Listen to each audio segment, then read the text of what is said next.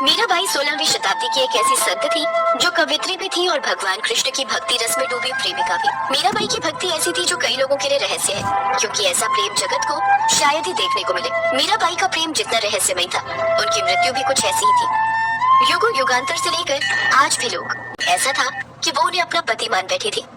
मीराबाई के बालमन में कृष्ण की ऐसी छवि बसी थी कि किशोरावस्था से लेकर मृत्यु तक उन्होंने कृष्ण को ही अपना सब कुछ माना। जोधपुर के राठौर रतन सिंह जी की इकलौती पुत्री मीराबाई का जन्म 16वीं शताब्दी में हुआ था। भगवान कृष्ण के प्रति भक्ति और अटूट प्रेम मीरा के मन में बाल्यकाल में ही उत्पन्न हो गया। जब एक बार उन्होंने पड़ोस में जा रही बारात को देखा तो उनकी नजर दूल्हे पर गई और उन्होंने अपनी माँ से पूछा, माँ देखो बारात और दूल्हा भी कितना ठाट से सज धज कर आ रहा है। माँ मेरा दूल्हा कौन है? क्यों परेशान करती है मीरा, काम करने दे। बताओ ना माँ, मेरा दूल्हा कौन है? मीरा, वो सामने कृष्ण जी की मूर्ति देख रही हो, वही तुम्हारे दूल्हा है। क्या कृष्ण जी मेरे दूल्हा है? फिर तो यही मेरे पति हुए। हाँ, अब से मैं कृष्ण जी को ही अपना दूल्हा मानूंगी। माँ की बातों का मीराबाई पर इतना गहरा असर हुआ कि वो कृष्ण प्रेम में मगन रहने लगी। फिर अचानक माँ के देहांत के बाद मीराबाई उदास हो गई। उनके कोई भाई बहन भी नहीं थे जो कि उनके साथ कोई खेलने वाला होता। मीराबाई जब बड़ी हुई, उनके पिता रतन सिंह और दादा ने मिलकर मीराबाई का विवाह उदयपुर के महाराजा भोजराज, जो मेवाड़ के महाराणा सांगा के पुत्र थे, उनके साथ तय कर दिया। दोनों परिवार संबंध सूत्र में बंध गए। मीराबाई इस विवाह से खुश नहीं थी। वो अपने साथ कृष्ण जी की मूर्ति ले आती हैं। क्या बात है मीरा, तुम्हारी आंखों में आंसू? क्या तुम इस विवाह से खुश नहीं हो? मेरा विवाह तो बचपन में ही मेरे कृष्ण से हो गया था, वही मेरे पति हैं। ये क्या पागलपन है मीरा? क्या ये इस तरह के मजाक का सही समय है? नहीं, मैं सत्य कह रही हूँ। मेरे पति कृष्ण ही है और मैं उनकी प्रेमिका। राजा भोज गुस्से में बाहर जाकर अपनी माँ और बहन से कहते हैं, मीरा ये क्या पागलपन है जो तुम हमारे भाई से इस तरह का व्यवहार कर रही हो? तुम्हें क्या लगता है मेरा पुत्र शांत स्वभाव का है तो तुम उसे अपनी बातों से घुमाओगी और वह घूम जाएगा? ये तुम्हारी भूल है मीरा। मैंने सत्य ही बोला है माता जी। मैंने हमेशा ही अपने गिरधर गोपाल को अपना पति माना है। उनके समान मेरा कोई नहीं। मीराबाई जानती थी कि विवाह केवल उनके शरीर का हुआ है, लेकिन उनकी आत्मा कृष्ण के नाम के ही प्रेम गीत गाती है। मीरा सदैव कृष्ण नाम के ही भजन कीर्तन करती रहती थी। उनकी भक्ति के रस में सभी भक्त भी मगन रहते थे। समय बीता और विवाह के कुछ सालों बाद ही एक युद्ध के दौरान कुंवर भोजराज का देहांत हुआ और मीरा को पति के साथ सती होने के लिए जबरदस्ती राजमहल में लाया गया। मीरा, तुम्हें अंदाजा भी है यहाँ तुम्हारे पति का देहांत हुआ है और तुम मंदिरों में रासलीला करती फिर रही हो? तुम्हें भी तुम्हारे पति के साथ सती होना होगा। यही सती धर्म है। तुम्हें अपना हार श्रृंगार त्यागना होगा। मेरे तो गिरधर गोपाल दूसरो न कोई, मेरे तो गिरधर गोपाल दूसरो न कोई। मीराबाई के देवर ने उन्हें पति के साथ सती होने का आदेश दिया, पर वो नहीं मानी। उन्होंने अपना हार श्रृंगार नहीं त्यागा और सभा के बीच में से कृष्ण भजन गाती हुई कृष्ण मंदिर में चली गई। इसके पश्चात मीराबाई अब मंदिर में ही रहने लगी और संतों के बीच भगवान कृष्ण के पद और भजन गाने लगी। ये सुनकर मीराबाई के परिवार वाले क्रोधित हो गए। उन्हें लगता था कि इससे उनकी समाज में बदनामी हो रही है। कृष्ण भक्ति ने मीरा को ससुराल से अनेक यातनाएं दी जाने लगी, पर जिसकी रक्षा स्वयं वासुदेव कृष्ण के हाथों में हो, भला उसका कोई बाल विवाह कैसे कर सकता है? इस तरह से वो मीरा साधु संगत की भीड़ के बीच नाचती रहती है।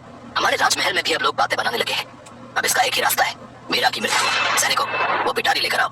उदाबाई, तुम इस नाग को पिटारी में बंद कर मीराबाई के पास ले जाओ और उसे अपनी ओर से भेंट स्वरूप ये हीरो जड़ित हार कहकर पिटारी उसके हाथ में दे देना। चिंता मत करो भैया, मैं मीरा की मृत्यु का समाचार लेकर ही लौटूंगी। उदाबाई मीराबाई के पास जाती है और पहले उसे समझाने की कोशिश करती है। मीरा, तुम्हारा यूं कृष्ण भक्ति में नाचना और गाना राज परिवार को अच्छा नहीं लगता।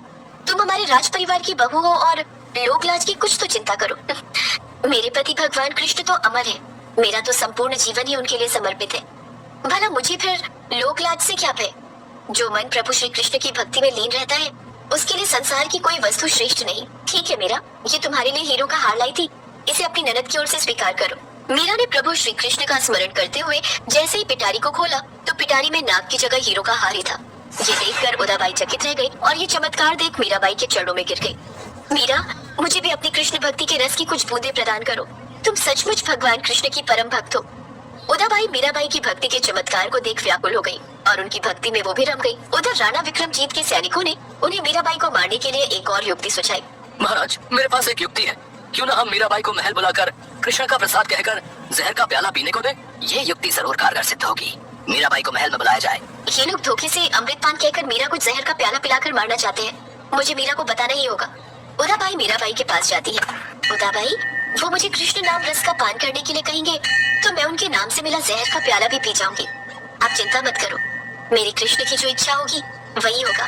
मीराबाई को राज दरबार में लाया जाता है और सबके समक्ष मीराबाई प्रभु श्री कृष्ण के नाम का स्मरण करके वो विष का प्याला पी लेती है। पर सभा में सब ये देखकर हैरान हो जाते हैं कि मीराबाई को कुछ भी नहीं होता। इसके पश्चात मीराबाई घर वालों के इस प्रकार के व्यवहार से परेशान होकर द्वारका और वृंदावन आदि धार्मिक स्थलों पर तीर्थ यात्रा के लिए चली जाती है।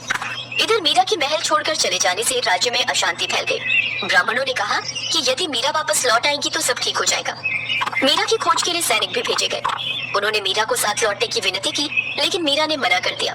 यदि आप हमारे साथ जीवित नहीं लौटी तो हम भी वापस नहीं लौटेंगे। हमारे परिवार के बारे में सोचिए, हमें आपको जीवित यहाँ से लेकर राजमहल जाना है। मैं आप लोगों की विवशता समझ सकती हूँ। यदि मैं वापस गई तो मैं कृष्ण भक्ति से विमुख हो जाऊंगी और वो मैं कभी नहीं कर सकती। मुझे आप लोगों के बारे में भी सोचना है। अच्छा, यदि मैं आप सबके आने से पहले ही संसार छोड़ गई होती तो क्या आप सब खाली हाथ वापस लौट जाते? तब तो लौटना ही था। मीरा को हल मिल गया था। सिपाहियों की बात सुनते ही मीरा श्री कृष्ण की स्तुति करने लगी। मीरा की आंखों से प्रेम के आंसू बहने लगे।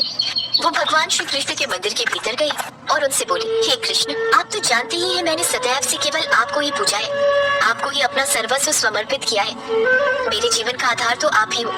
पिछले जन्म में जब मैं गोपी थी तब मेरा आपसे मिलन नहीं हो पाया था, इसीलिए इस जन्म में मैं मीरा बनी हूँ। मैं चाहती हूँ मेरे अंतिम क्षण केवल आपको ही समर्पित हो। मैं आपको ही देखते देखते आप में समा जाऊँ।